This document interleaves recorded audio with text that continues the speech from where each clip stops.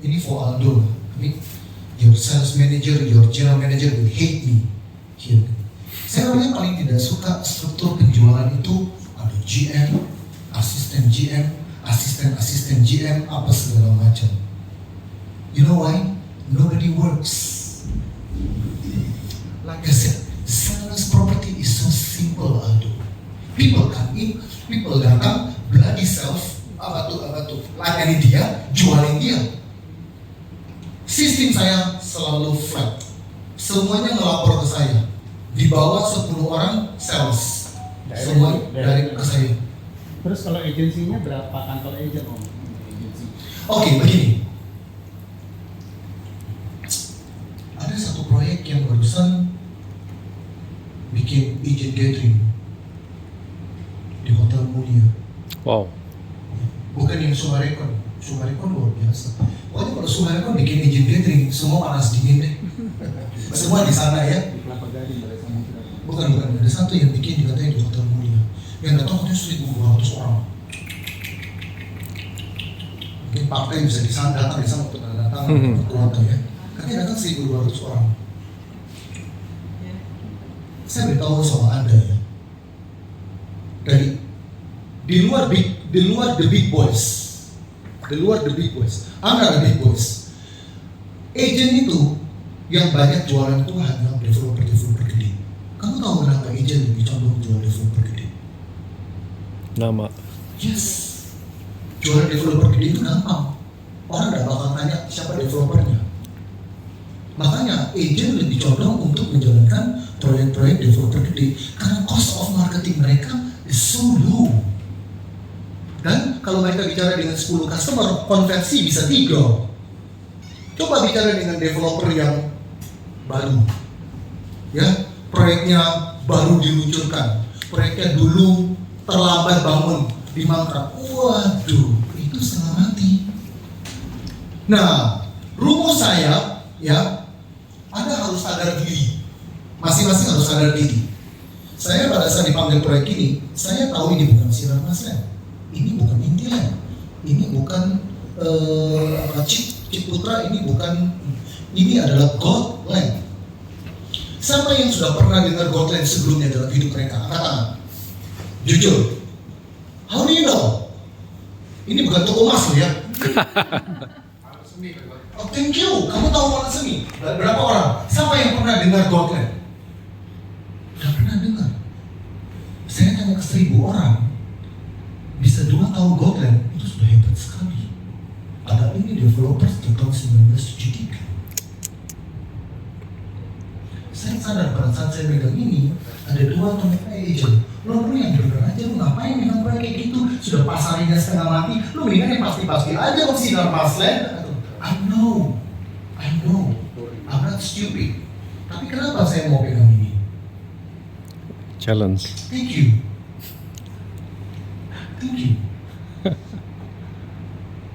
Challenge. And the pay maybe.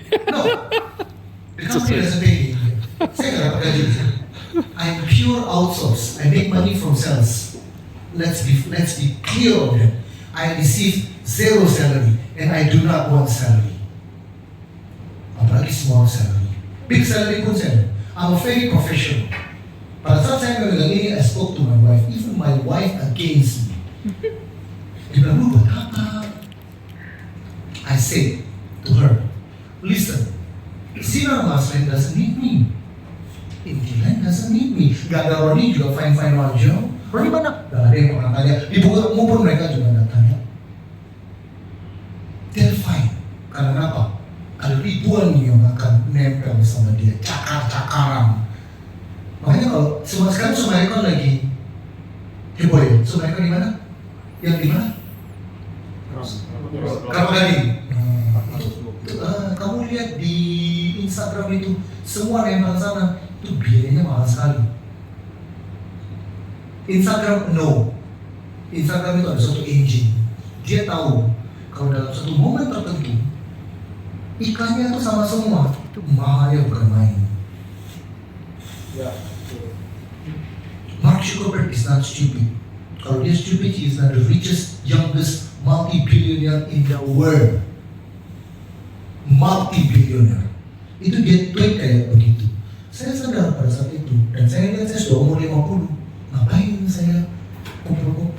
Sudah kasih yang muda-muda, then I take up this project. Saya take up this project pada saat COVID masuk. Saya sendiri kena masuk rumah sakit 2 kali, hampir 1 kali pergi. Tapi Tuhan masih ingin saya di sini.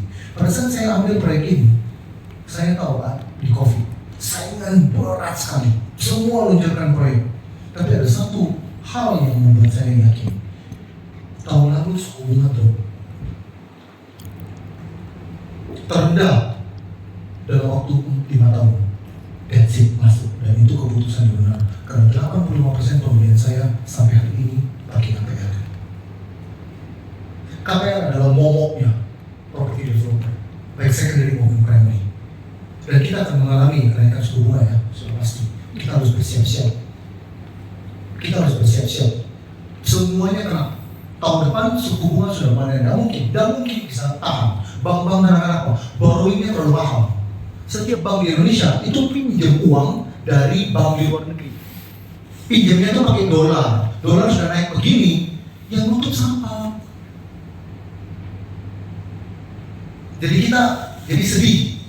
Kita menikmati suku bunga ini cuma 2 tahun Pak Ismail. 2 tahun. Tahun depan ini setengah mati. Saya akui. Makanya karena saya sudah tahu suku bunga akan naik, saya minta Pak Henry bangun. Tahap ketiga kita yang akan kita luncurkan di bulan, saya akan rencana luncurkan tahap ketiga di bulan Desember awal. Kalau Anda mau ke sana, satu unit pun belum laku, kita sudah mulai bangun. Itu keluar uang terus ke general kontraktor, nggak ada stok. Tahap ketiga, mulai ke tahap ketiga, tahap keempat sampai dengan tahap kelima di Heritage Residence sudah tidak melihat lagi, tidak lagi mengandalkan, tidak lagi melihat performa penjualan saya sebagai ukuran. Gila. Dan semua bisa lakukan gini Suherman. Makanya saya salut sama bos. Kenapa dia berani lakukan itu? Karena inilah momennya. Dengan suku bunga naik, semua cicilan naik, barang-barang customer akan melihat produk-produk yang ready unit. Ngapain mesti beli suatu produk yang masih 36 bulan, 48 bulan, 50 bulan diserah terimakan. Ini sudah ready unit. Dan ada keuntungannya. Kalau dibangun sekarang, sampai dengan akhir tahun, cost-nya kan sekarang. Kalau tahun depan kan naik. Dan rumah is a different concept dengan apartemen. Kalau rumah, meskipun sudah jadi, harga tanah yang akan mendongkrak nilai rumah itu. Jadi di tahap ketiga, kita akan jual ready unit. Itu yang kekuatan. Makanya saya optimis, saya akan capai penjualan saya 1,4 triliun sebelum semester kedua tahun depan. Karena saya harus tutup penjualan saya sebelum semester 2 tahun depan. Karena apa? Tahun politik kampanye. Makanya semua properti developer berlomba-lomba. Kalau kamu punya proyek, kamu menunjukkan sekarang, kamu menunjukkan baru tahun depan, amsyong kamu baru menunjukkan di pertengahan tahun depan, ya amsyong kamu. Baru mau masuk ke pasar, customer lihat di televisi, kampanye, oh bung, diem semua. Customer beli properti itu butuh ketenangan. Mereka akan menunggu, suami istri akan menunggu, ngapain beli sekarang, tunggu aja tahun depan, kita lihat RI 1 siapa, ribut-ribut enggak. Namun tidak semua property developer bisa meniru gerakan bos ini. Ini bos loaded sekali. Tetapi saya dengan dia mempunyai cara pandang yang sama bahwa to make a difference right now is building. Sekarang kuncinya di build. Yang lain jual akan by November saya sudah jual barang ready unit. Udah nggak bisa. Iya dong, barang ready unit sama barang di brosur bagaimana bisa bedakan? Saya punya keunggulan. Cost saya sudah pada barang udah jadi, costnya kan sudah fix. Tinggal upside-nya aja saya naikkan. Kalau barang saya sudah jadi, sama barang kamu belum jadi, saya punya harga 30% lebih mahal dari kamu pun nonsense. Kamu nggak mungkin kan? Barang kamu 30% lebih mahal dari kamu pun kamu hati-hati. Itu barang kamu belum jadi, saya sudah jadi. Pada saat saya sudah jadi, ngerti ya? Kos saya kan sudah bayar, kos saya sudah flat. Setelah itu saya tinggal main harga ini. Saya tinggal lihat supply nggak ada, demand saya gede, saya naikin harga. Saya naikin harga 5% digigit sama orang. Karena barang udah jadi. 5% barang saya 3,4. 5% berarti naik berapa? Sekitar naik 180 juta atau 200 juta. Ya, terus 170 juta. 170 juta banyak kalau saya suruh Anda bayar langsung satu kali. Tapi kalau Anda cicil 20 tahun kan kecil. Tapi Dynamic. sekali lagi, tidak semua property developer bisa mengikuti gerakan silatnya dia. Tidak bisa. Ini risikonya besar sekali. Anda lihat tahap ketiga, 1 unit pun saya belum jual, dia udah bangun. Kontraktor sudah mulai pindah alat-alat ke sana. By next month sudah 1 unit pun. Padahal saya tahap kedua masih banyak nih. Masih ada beberapa unit lebar 7. Ini saya akan luncurkan seluar. 1 sen pun, 1 unit pun belum laku, saya sudah bangun.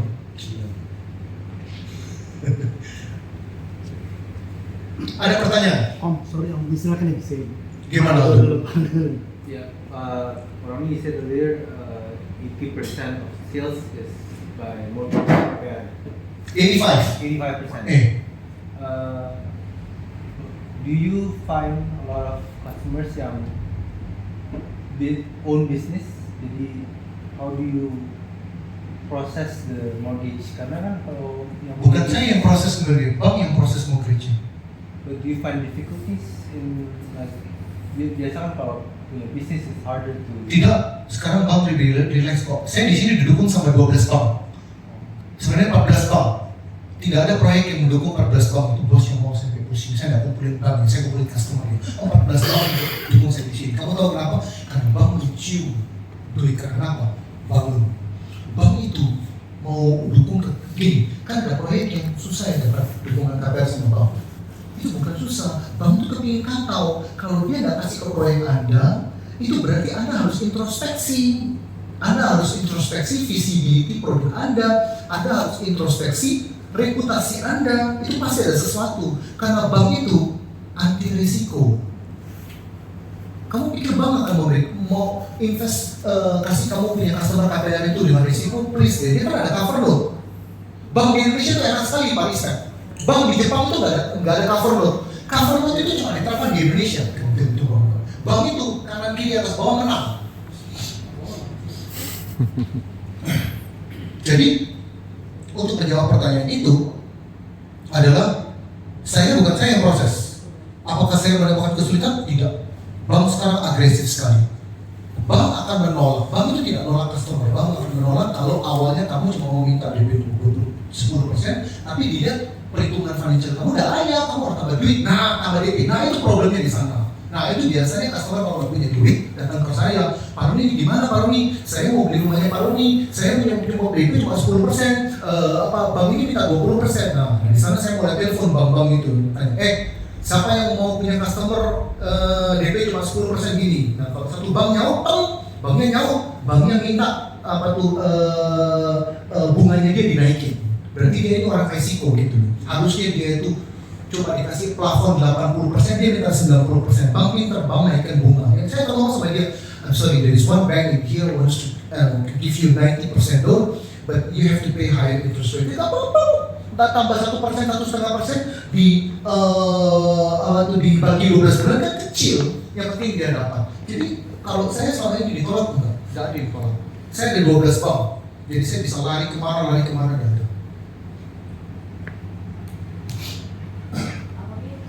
Kalau saya lihat, one of the success key of this project is because you are focused on the product. Iya. Produknya yang unggul.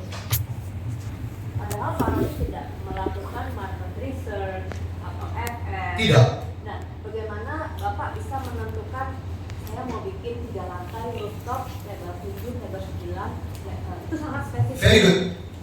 Sekarang kenapa kok muncul lebar 7, lebar 9? Kenapa kok panjangnya, ini rumah ini ada satu jengkelingnya, panjangnya pendek 12,5, 13,5. Nggak ada orang bikin kayak begini. Muncul di peak 12,5.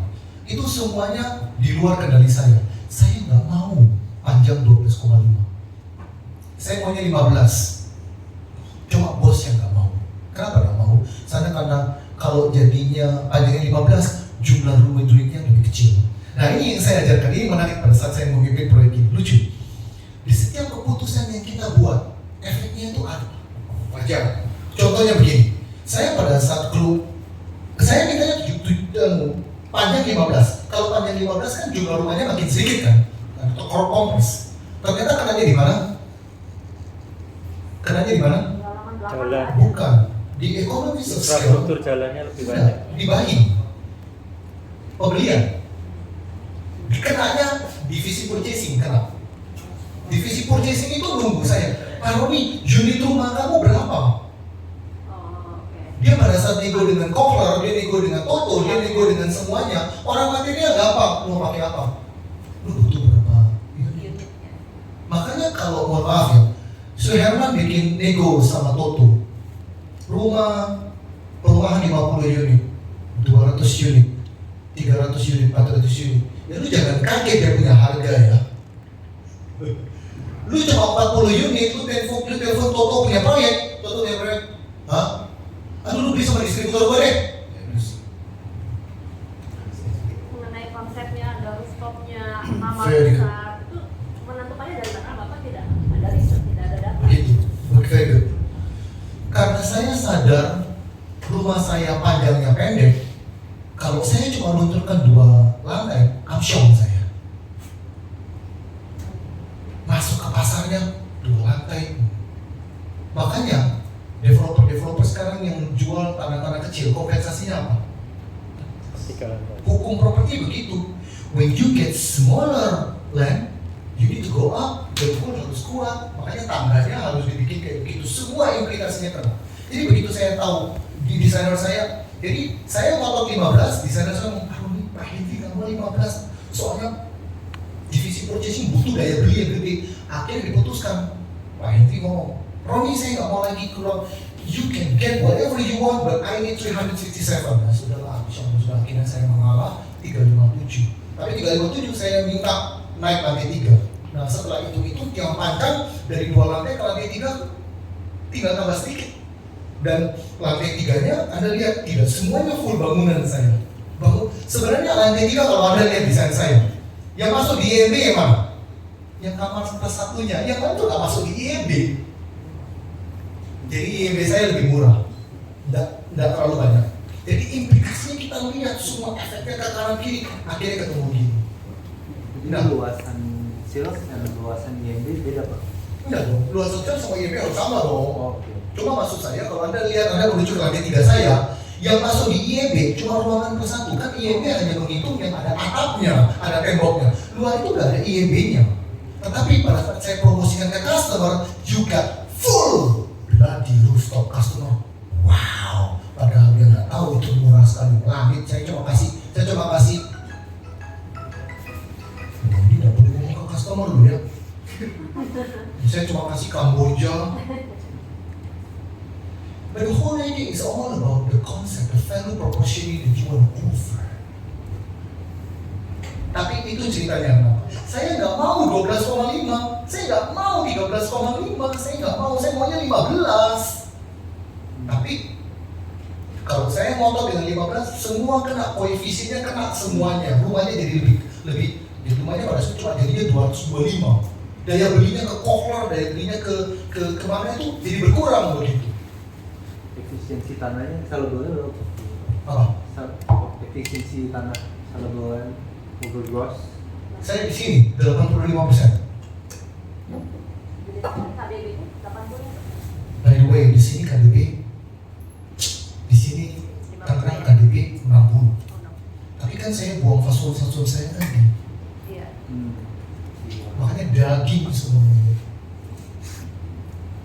Ada satu yang ini, jadi saya kasih ada trik. Desain awal pada saat itu keluarnya adalah full. Gak ada kamar di tengah. Karena Anda lihat, rope saya itu panjang. Jadi kayak Anda naik lift. Jadi orang yang tinggal di sini, kalau dia mau pulang dia kayak naik lift, terus tunggu orang keluar dulu. Anda lihat. pada saat itu kita kurang fase. Nah pada saat ini nggak ada. Jadi ibaratnya coba buka gambarnya. Ini nggak ada di tengah ini, nggak ada tematik garden. Semua raw begitu. Nah pada saat saya perhatikan itu, saya langsung sadar bahwa ini kekurangan corner. Akhirnya saya minta tematik garden dibelah di tengah. Akhirnya setiap row saya mendapatkan corner lagi. Dan corner, wah marginnya mamma mia, habis. Ini cerdik di desain. Jadi perhatikan bagaimana buangnya di sini. Akhirnya kita temukan cara buang di tengah di sini. Nih, ini tematik garden saya buangnya di sini. Waktu saya buang, wah saya dapat per 8 unit corner. Harusnya saya cuma dapat 4. Wah. Nah itu desainer Anda harus dengan marketing harus cerdik. Buangnya itu di mana begitu. Ciptakan produk-produk yang high value di mana. Itu mengontrol rata-rata per meter persegi di koridor. Wow, kalau Anda mempunyai 60 unit dalam satu koridor, terus kemudian you have 8, it already represent 12%. Berarti 8 unit itu mendobrak margin kamu. Wah, 12% mendobrak margin kamu. Wah, keren sekali. Saya lihat hampir dibilang 85% standar ya Pak ya, tidak ada yang bentuknya sudut, kayaknya sengaja menghindari itu ya Pak ya, kipas bentuknya apa, hampir semuanya rata-rata standar ya, memang sengaja begitu, ya sengaja begitu. Karena saya keluarkan rumah saya ini so efficient. Saya ini cuma keluarkan 4 gambar. Sebenarnya saya cuma keluarkan 2 gambar. Saya punya arsitek blueprint ini cuma 2, lebar 7 sama lebar 9. Yang corner saya cuma bikin fasad pembuka jendela aja. It's so efficient. Jadi saya tidak ada produk-produk yang lain. Ada pertanyaan? Last one. Ini terakhir dari saya. Anda bisa ambil konsep ini. Konsep ini sebenarnya bisa diterapkan dimanapun. Dimanapun. Bisa. Rumah rooftop itu bisa diterapkan dimanapun. And in my opinion, sekarang bisa memenangkan hati customer. Customer Anda komunikasikan rooftop, itu Anda sudah menang. And it doesn't cost you anything. Anda bisa menerapkan ini dimanapun. Dimanapun, saya berani katakan dimanapun. Selama Anda bisa backup dengan story-story dan strategi marketing dan edukasi yang tepat bahwa rooftop adalah is a nice to have. Dan selalu perhatikan sini, ya.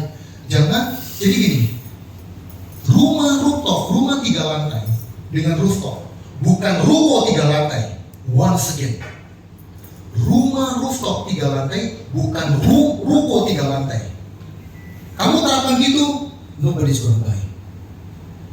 Kalau ruko, ceilingnya, kamu lihat rumah saya, naiknya itu sudah kita perhatikan, kuncinya di tangga. Itu tangganya kita riset 9 bulan. Naik tangganya itu kita riset 9 bulan. Kita bikin mock-up kali. Karena kita mau customer yang paling tua pun naik nggak ngerasa capek. Tadi kalian capek nggak? Itu anak tangganya, lebarnya, semuanya, jumlahnya, kemiringannya, beloknya itu kita benar-benar 8 bulan kita suruh orang naik sampai di atas. Saya tunggu di atas. Saya cek dia terpos tahu nafasnya bagaimana. Saya cek jatuhnya, suruh turun lagi, naik lagi sampai temukan komposisi yang tepat. Tapi yang lebar 7 tadi saya coba agak berbeda sedikit daripada yang lebar 9 itu enak. Lebar 9 lebih enak. Tapi tetap kita jaga. Jadi kita bikin mock-up, kita tes dan panggil juga feng shui. Feng shui beritahu saya, Pak lebar. Jadi saya pasang desainer, lu ikuti feng shui ya, tapi juga bikin orang enak. Nah, itu hasil research. Makanya kenapa saya bikin gitu? Agar orang mau naik ke lantai 3. Kalau dia nggak mau naik ke lantai 3, mati. Makanya orang yang beli di rumah saya semuanya ini, saya tanya sama dia, capek nggak tinggal di sini? Mereka mau naik, capek nggak naik? Tidak. Itu hasil research. Itu nggak muncul tiba-tiba, no. Itu dicoba, itu nggak ada rumusnya itu. Omong kosong kalau ada orang ngomong rumusnya nggak bisa. Komputer tidak bisa. Kamu bagaimana bisa tahu? Itu kamu harus bikin, kamu suruh naik, kamu merasakan naik tiap hari selama 8 months, 8 bulan. Semua datang saya suruh naik, lu naik, perasaan lu gimana? Ron, capek Ron, oh, capeknya di mana? Oh kurangi, bikinnya gitu. Jadi rumah 3 lantai bukan ruko 3 lantai. Be very careful. Rumah people to live, ruko people to work. Tinggi pun, curam pun gak peduli bahwa lu bagaimana berani kalau naik lantai 3 lantai 3. Rumah tidak bisa. Ini mentalitas yang harus Anda jaga. Ada lagi pertanyaan? Om Rodi, karena ada yang nanya, saya nanya dulu. Ya, Apa-apa bawa dong. silakan. Om kan produknya 3,4 miliar sampai 5, sekian miliar. Produknya dapat kategori premium lah bagi teman-teman marketer. Nah, Om menempatkan 1% tadi di digital marketing. Kan ada 2 ya, ada edukasi, ada selling. Tidak semua digital marketing. Iya, maksud saya berapa persen sih spendnya ini untuk bukan berapa persen, berapa sih rupiahnya tiap bulan Om tempatkan, kemudian platformnya apa aja? Oh, very nice. Apakah organik atau berbayar? Berbayar di mana aja Om? Very nice, gini. Ini kan untuk menemukan ini. Thank you. Tidak ada rumus. Untuk buang-buang tidak ada rumus. Tergantung lu mau buang berapa. Tapi tentu saja kamu selalu melakukan koreksi. Saya rata-rata buang di sini 20 juta. Pernah pikirnya saya mau buang 40 juta. Tapi terus saya fine tune. Jadi kalau 40 juta saya lihat bulan itu, saya hitung lagi. Tutup buku saya hitung. Saya dapat berapa leads yang masuk ke HP saya. Jadi kalau 40 juta dapat katakan 38 leads, ketahuan. Berarti rata-rata semua 1 juta. Pokoknya lead saya di sini selama saya jalankan proyek ini 1.900.000 sampai dengan 1,4. Paling mahal 1,4. Nah itu.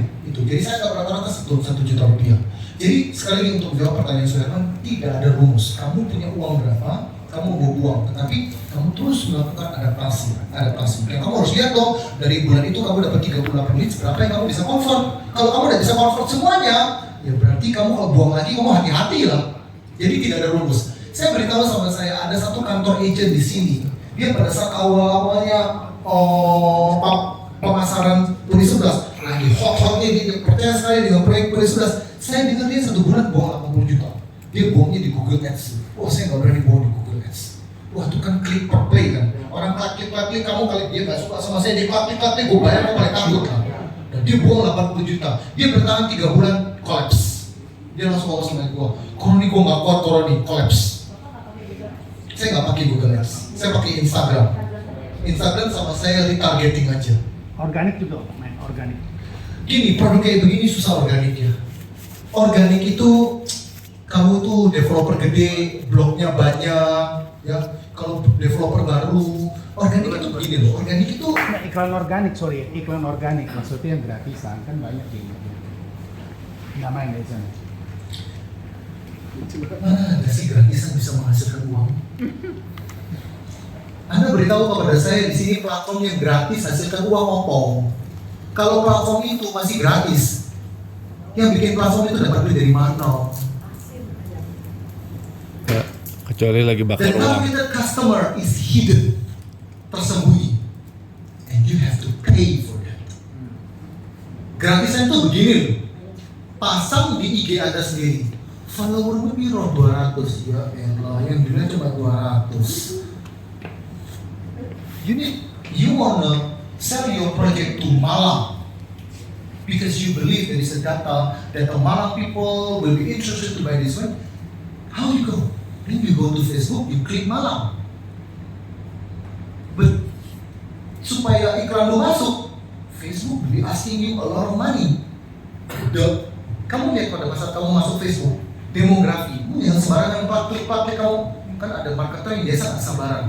Dia mau cek demografinya luas. Dia pikir gua mendingan sekali bayar, gua dapat demografik yang luas. Yang main-main lu ya. Lu klik demografik yang luas, itu dia makan lu punya kuota terus, tahu-tahu 2 minggu kemudian duit lu nol. That's why understand your age.